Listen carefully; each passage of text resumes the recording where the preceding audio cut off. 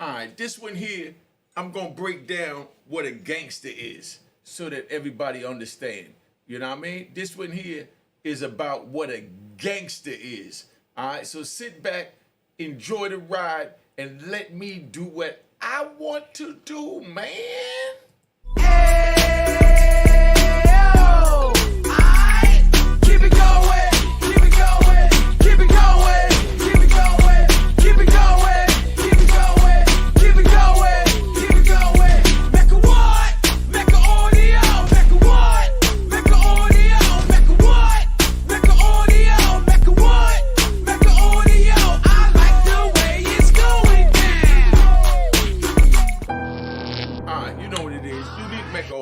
Let me sit back, man. I'm going to break down what a gangster is, man. I'm going to break down what a gangster is because I'm disappointed, but I understand because I'm getting a lot of new subscribers that's not used to my channel and not used to seeing how gangsters move. You know what I mean? And I say that with emphasis. I'm going to say it again. They're not used to how gangsters move. All right, now, I did a joint yesterday, you know, with my big homie, you know, Big Red, you know, that's Big Red on the screen, so y'all understand. This is a gangster channel, man. You ain't gonna get more gangster than that. You see that elderly man on the screen? That man went to prison when he was 18 and came home when he was 66. That's approximately 40 years. 40 years in federal prison. That's a gangster. And he deserves a gunshot. You understand? So those of y'all that don't understand that he deserves a gunshot, you know what I mean? I apologize. Again, I apologize if you feel in any way I disrespected my brother or if I disrespected you by you feeling that you missed out on the message because of the gunshots. But I want y'all to sit back because I'm like a professor right now. I'm like a professor in the college auditorium teaching a class. That's what I am. And that's why I continuously hit the gunshots. When a point is made, you hit the gunshots. Let me explain to you what the gunshots mean. For those of y'all that don't understand what the gunshots mean. Now, I grew up in a time when you're happy and you're feeling the joy. You bust your gun, period. You understand that? So those of y'all that don't like the guns being busted, stay out the streets, period. Now I'm gonna break down a gunshot. I'm gonna break it down. My first case when I came home from state prison, October 27th, 1987. I'm gonna take my time and break this down because this is a gangster channel and I respect my gangsters that tune in to listen to a gangster talk that gangster talk. And we bust our gun. Now, I just came home, you know, at the Rooftop at a party. Big shout out to the Rooftop. Big shout out to the Rooftop. I'm at the Rooftop. You understand? My connect, he gave me one lousy key. That's kilo of cocaine. I finished that kilo. He called me at 1 o'clock in the morning and said he just parked in the garage on Bradhurst. Big shout out to the garage on Bradhurst.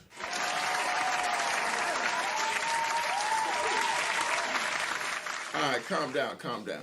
Big shout out to the garage on Bradhurst. I just parked, you know what I mean? My car in front of the rooftop because I want my shine. My man just parked his, Mercedes a block up in the garage on Bradhurst. That's now the Boys and Girls Club. I'm gonna air video today. I'm even gonna give y'all a bonus because I apologize. Let me look in the camera so y'all understand. This is how gangsters do, man. We apologize if someone feel disrespected by what we said, if it wasn't meant to intend to disrespect. So I apologize with a gunshot. Now, let me tell you what a gunshot is. I just parked my jaw. I'm going to talk this one real fast. I want to get through this, and I want to tell you all the Big Red story that he mentioned yesterday, because I told y'all I was going to introduce you to characters you never even dreamt existed, because we have these fake-ass trolls that look for flaws in a man's character. And this is the first gangster that I introduced, And how do you take it? You take it as I disrespected this man because I bust my gun in between, not while or doing, but in between the points that he made that deserved a gunshot. That's all that was. So I know y'all not used to that. But when you're in the hood, right? I'm going to get excited. I'm going to get up in the camera right now. I'm going to get excited. When you're in the hood and you feel good, if we're at a party, and I know my old timers understand, so y'all put in the comments and support what I'm saying so these new, younger people and people that's elder that don't understand how gangsters move will understand how we move. And right now, I'm going to do something we call back in the day as I'm getting ready to spaz out. But it's no disrespect, because it's a gangster's channel, and I respect everyone's opinion. If you read the comments, I even apologized. And I'm apologizing now publicly to anyone that took the gunshots as a disrespect in any shape, form, or fashion. Now, my man calls me and tell me he's gonna see me the next day, if I was ready. I said, man, I've been ready hours ago. I'm at the rooftop tossing it up. I'm here with Brucey B, Hollywood, Ron G, Double J, Kid Capri, Big Daddy Kane in the house, LL Cool J in the house. I got my MCM outfit on. I just paid $8,500 from Dapper Dan. That's how gangsters move.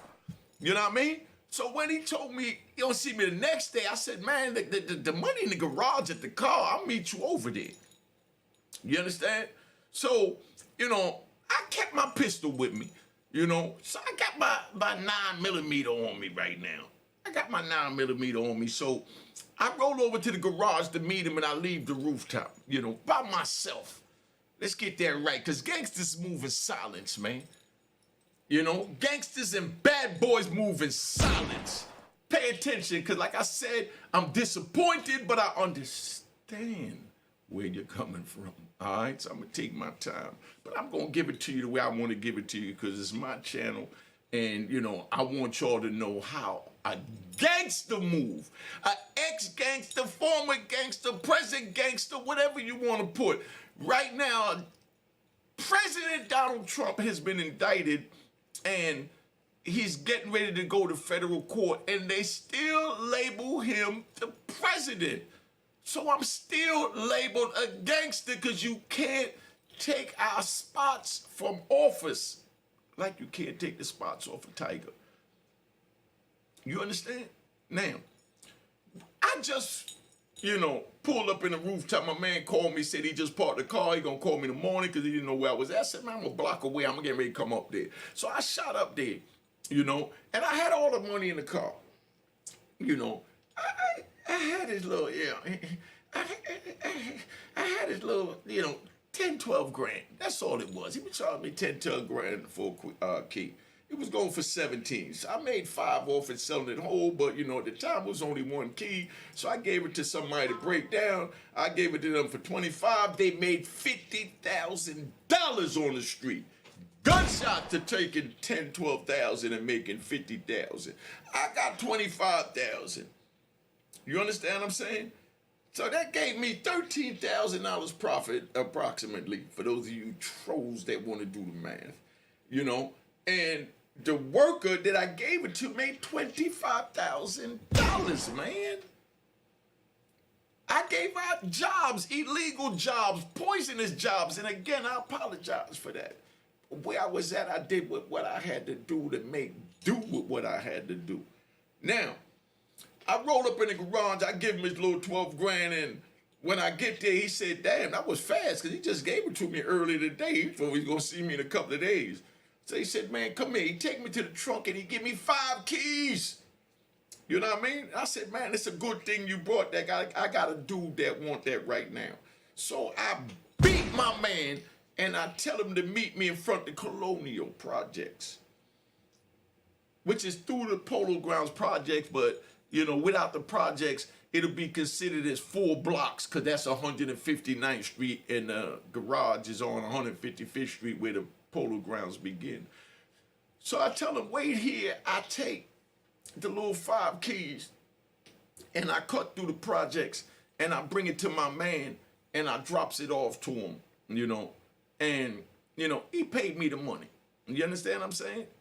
That, so y'all understand, like 60,000.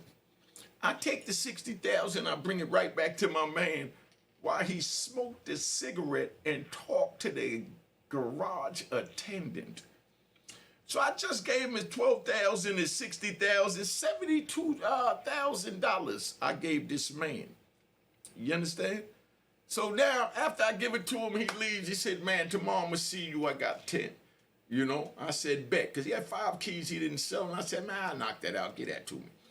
So he takes the 72,000, he leaves, My man walks up to the garage, and I say, yo, come on. I'm getting ready to go drop my profit off, off the 5 keys in the Bronx to one of my stash houses, Now, when he comes, we get in the cab. And we driving over to the Bronx, and I got my cash with me. You understand? Now, so y'all understand, I'm riding in this cab, and as soon as we get in the cab, I reach out the window and I take my 9mm and I bust my gun in the air under the bridge between 154th and 155th Street before I cross over to 8th Avenue to go by the Rooftop. The cab driver was driving a piss yellow LTD. So we shoot past the Rooftop. Mind you, I just, bust my gun. You know what I mean? I want y'all to understand what busting a gun is. So we shoot around past the Rooftop, make the right, make the left to go over the McCombs Dam Bridge, make the right, hit the Major Deacon, and we shooting down the highway. While we shooting down the highway, the cab driver is excited from us busting the gun. You understand? So we racing, and it's a fence, separating the highway from the shoulder lane. So as he's speeding, doing about 60, 70 miles an hour in a 25-mile-an-hour zone. We hype, the music is playing, we got our cash on us, and he riding. So he's trying to cut into the highway. So he's expecting the fence to open up so he can zoom in, and he's racing with a car on the highway. Picture the visual. So he's zooming. So as he's zooming down the highway looking for the fence to open, there's no opening. But we come to a ramp in the street that went up and then down. We going 70. So we go up and then down. For those of y'all from the Bronx, from Harlem, that know the streets of New York, over there by Major Deacon, by the Stadium Motel, it's a ramp. The ramp is still there. Every time I walk by that ramp, I remember this incident. He shoots up the ramp, and the joint went all the way up top. And then it dropped down. When it dropped down, it hit the ground, and sparks fled from underneath this LTD while we going 60 like we in the Dukes of Hazzard or Starsky and Hutch, man. And that's right in front of a police station. What luck do we have? You know? They was changing shifts to make it even worse.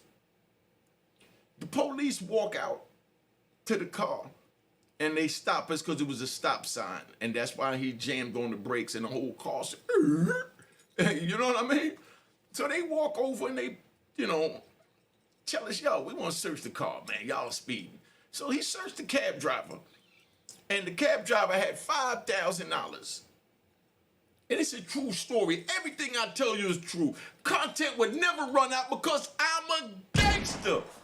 And I bring gangsters on my channel, like Big Red. And the gun is to be bust when a point is made. So either get used to it, no disrespect, I want you to stay. But if the gunshots is too much, feel free to leave. That's all I say, because I'm talking to my peoples that want to know what a gangster is. And we bust our gun when we feel good. We bust our gun when we feel threatened. We bust our gun when we in danger. Now, let me finish what I'm saying. Police searched the car. When they pulled the cab driver out, he had $5,000 in his crotch. So they searched him, they felt the $5,000. So now he panicked and he said, me and my man tried to rob him. Said we tried to rob him for the $5,000, you know? So now, because they normally back in the day, if y'all from back in the day, you know, the police can't search anything behind the divider in a gypsy cab. So they had no business searching us. But once he said he got robbed, that gave him probable cause. They come in the back, they search the back of the car, they take us out, didn't find nothing, they put us back in, you know? But before I got out the car, you know, don't forget we got the 9mm in the car, you know? Before I get out the car, you know, the gun is put on the floor. The gun is kicked under the seat. They don't find the gun, you know? So now they go back after they put us in and they search the car and they find the gun under the seat. When they find the gun under the seat, they reach their hand under the seat from the front seat, you know what I mean? And pull the gun out because they didn't see it in the back because it was kicked all the way to the front. So now they turn around and they said that, oh, we got a gun. So they take us and walk us into the police station like slaves going to the auction block. That's how my auction block began. So they walking me into the police station, and as they walking me into the police station with this 9mm, you know, they take me in the police station, and I got, you know, I got like 30,000 cash on me. Cab driver had a lousy 5,000, but he said we try to rob him. So when we get in there and they find the 30,000 on me, they knew that that robbery was some bull crap. So therefore they charged me with, you know, this gun. Now, when I get charged with the gun, they send me to the Bronx house of detention. Yeah, I was in the Bronx house too. Big shout out to the Bronx house. Big shout out to the Bronx house of detention. So they take me to the Bronx house of detention and give me a voucher for my little 30,000. So now I got to get somebody that got a job to claim that they, you know what I mean, you know, own that 30,000, which I did, got that back, you know. So the moral of the story is I was happy that I finished the work for my man and we getting ready to get 10 keys in the morning. So I bust my gun out the window. That's what we do. So Brother Big Red was on my program, and he said some jewels. I let y'all know I was going to bring him back. That's why, you know, I never even dropped, you know, that Alpo video. Because we got so many trolls and fake dudes that they want things and don't know what they want. And then they talk crap. I'm not into the crap talking. Because if you got an issue with me or I have an issue with you, I come from the era where I tell you in your face, let me get close. I got an issue with you, nigga, and I'm trying to see you. Or you tell me, Unique, I got an issue with you. I'm trying to see you. And we handle that. We don't get on a keyboard and hide who we are and say things that we would never, I mean never, say in a man's face. I had to get used to that. Because I just came home from federal prison after 27 years where, you know, a man tell you in your face, like I told you about the case manager that was in the joint his girl's school and everybody, I didn't like him, he didn't like me, and I told him in his face, man, I don't like you, your girl's school and everybody, you's a sucker, but I love a dog. Ass nigga. And I don't respect you. And he couldn't stand me for that. But I later found out after I left the prison a decade later, I ran into somebody that was at the prison, had that unit manager, who was now an assistant warden, and he was telling them about me, how vocal I was, where I speak my mind. And he even told this inmate, because it wasn't a convict, he even told this inmate, you know, you not like that nigga Unique. And he's like, man, I know Unique, I'm from New York. He said, yeah, that's what I'm telling you about this dude. He told me in my face that my girl was screwing everybody and he didn't like me. Nobody talks to the administration like that. I mean, nobody talks to the administration like that, is what he's telling this inmate. Then I run into the inmate later on. I'm going to break down, because we told you yesterday what an inmate and convict is. The inmate, you know, does what he's supposed to do. A convict does what he want to do. So this was an inmate. This clown sided with him, and then when I ran into him a decade later, he laughing about it, telling me how this dude couldn't stand me. And, you know, I better not ever go back to that jail because the case manager is now AW. And I told him straight up, I said, if I go back to that jail, I would tell him in his face again, if he don't like it, I'll punch him in his face and deal with the consequences because I'm a gangster. And I don't bite my tongue. I bust my gun. That's what gangsters do. Period. So now, you know, to get to the point, you know, because I'm riding, man, I'm riding. Let me ride. You know what I mean? Big Red is a legend in the federal prison system. I bring a legend on here to introduce you to a man.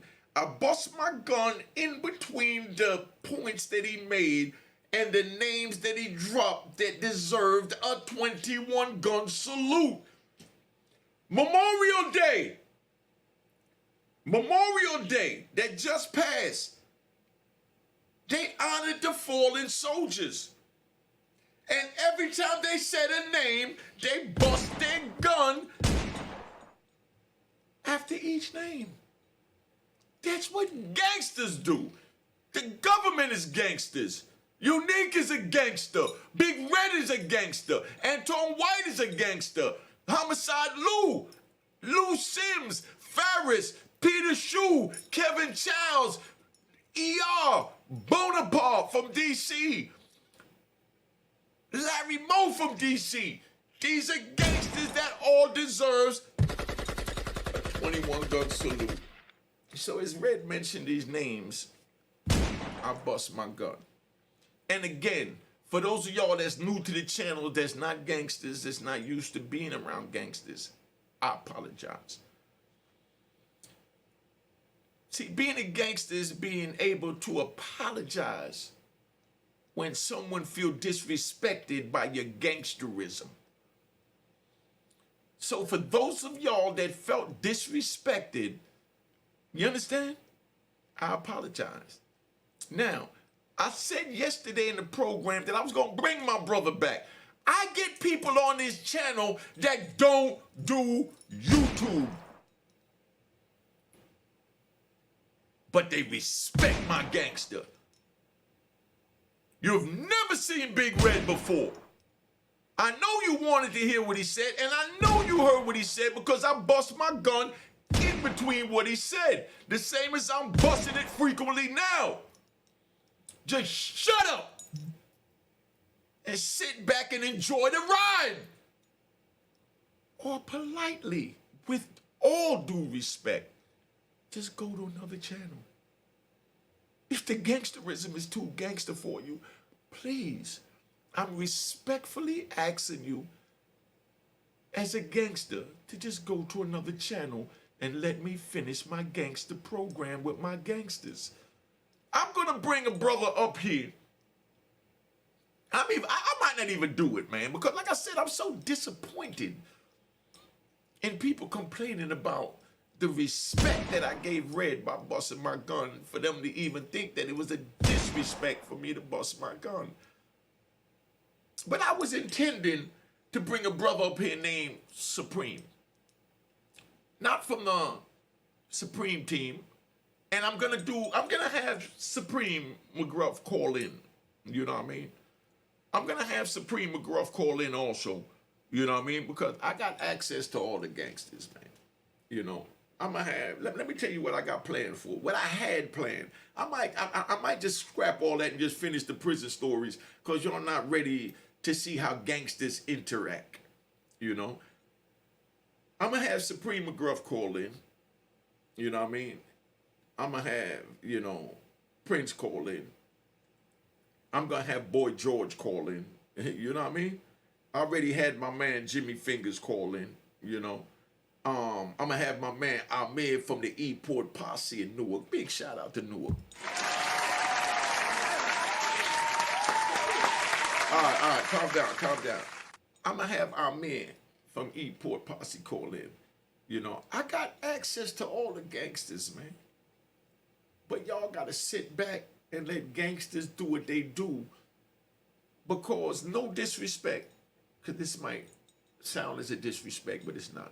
Because like I said, this is a gangster channel, so I respect everyone.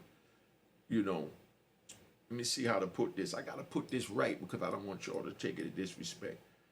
You know how when you was growing up, your grandmother, you know, because a lot of y'all is young, so, you know, this got passed the next generation. But you know how your grandmother would tell you that a child is supposed to be seen and not heard. And when grown folks is talking, just sit back and listen. That's what's going on here. When grown folks is talking, sit back and listen. No disrespect to nobody. Don't take that the wrong way.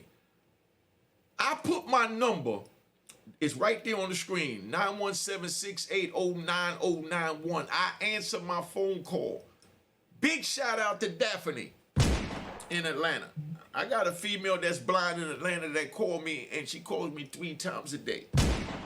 I don't know this female. She watched the channel. She liked the gangster, and she reached out, and I talked to everyone that called. Big shout out to Brandon from Chicago that lost his brother. I brought him up here. You know, his brother was trying to kill him before he died, and his brother went out and got killed. I met him because I answer my calls. I say that to say, if anybody had a problem with me busting my gun, all you had to do was just call that number on the screen. I answer, and you can say you bust your gun too much. I couldn't hear what Big Red was saying. And I would have did the same thing I'm doing now. I would have said my bad. I refrained from that. And then I'll explain why. You know, and then it's up to you if you felt that I should continue to refrain from it or not. Then it's up to me as a 5-star general if I will or will not refrain. But I do give you a voice on this channel. I'm going to do a show where you're going to be able to call in. They're going to number on the screen. Like I say, call that number. Anybody right now, call my bluff. Call that number right now. And don't forget, I got my Cash App. I speak on the Cash App because the game is to be sold, not told. Make sure if you go to Cash App, you go in it to see when the account was created. My account was created in 2020. My account was created in 2020. Don't send no money to Waynesworth Hall, $ Unique Maker Hall. That was created in 2023. That's the duplicate account that Cash App can't even catch because the troll is more gangster than Cash App. Big shout out to the troll.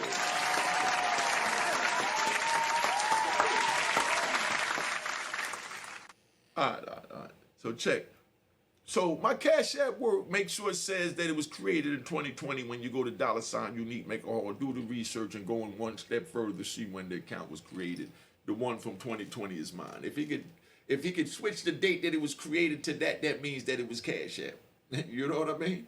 Now, like I said, I brought Big Red up here. I'm going to bring Big Red back. You know what I mean? If I feel like it. Because this is my channel. If I feel like it. I feel y'all deserve to hear Big Red. I feel y'all need to hear from Big Red.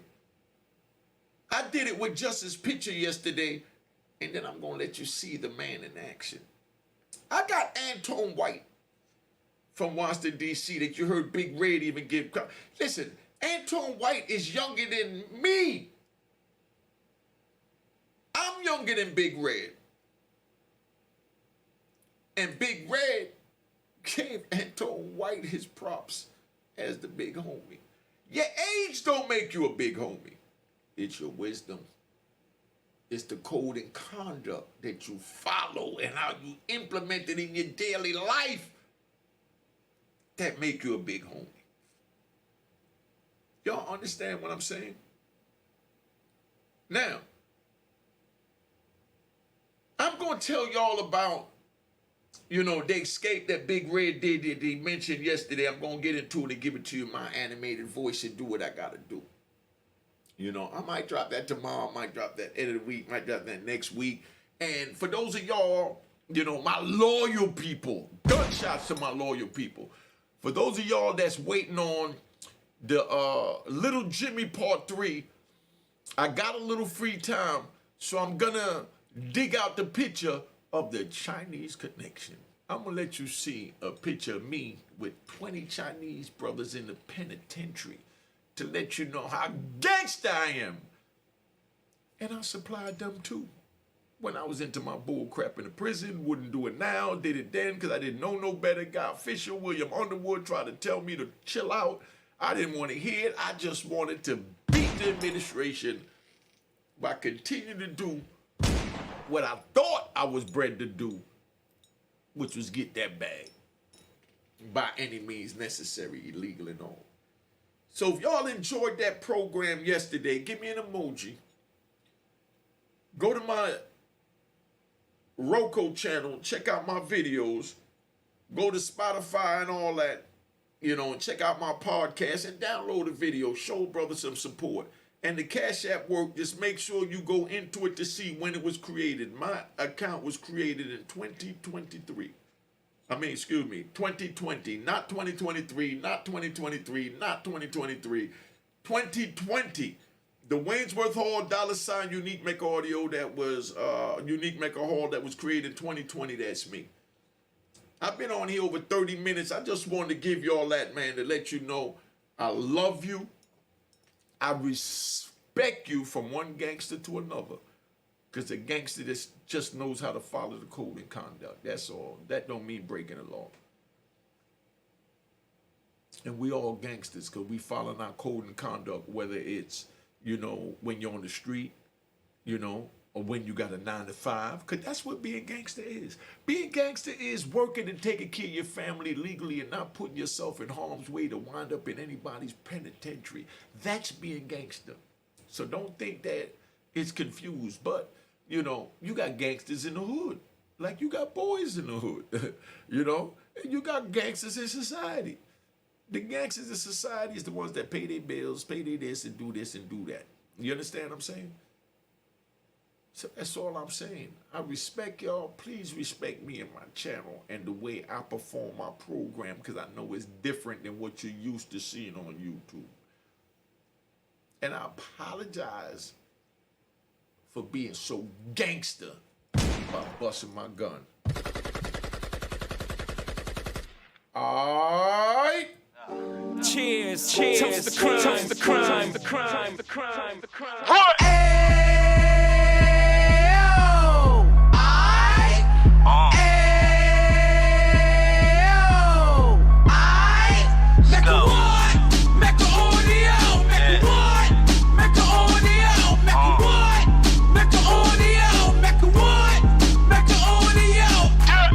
Fresh out the can of 26, yeah. He back on the strip, getting back in the mix. Yeah. What he mentions a gift. You stand up 10 toes down, and I suggest you pay attention to this. Real. Take a little gully posse and put it in Harlem. He cut from the bottom, came up from the bottom. Drop the book, you should go and get it. The Instagram page and the YouTube, you could go and visit.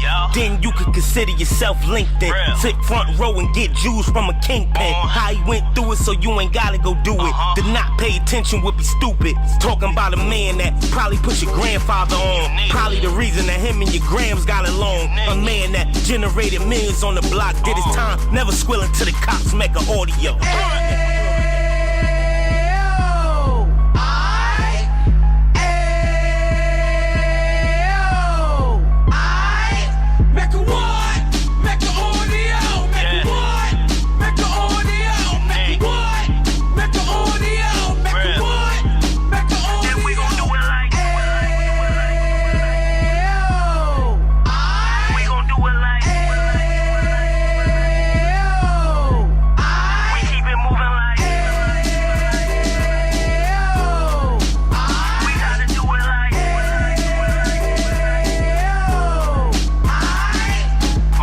Get it live like 2 G's in the 90s. Drop top beamer so shiny. I let shorty go, she was whining.